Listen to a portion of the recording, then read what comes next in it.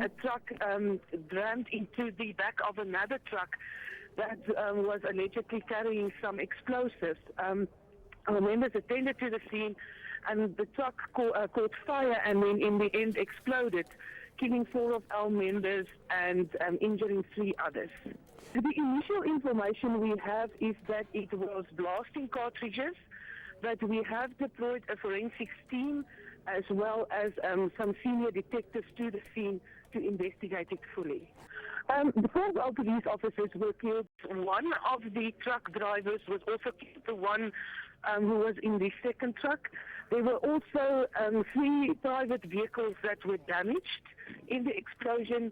The drivers were also taken to hospital, but they did not sustain life-threatening injuries. Know more about your world. ENCA.com.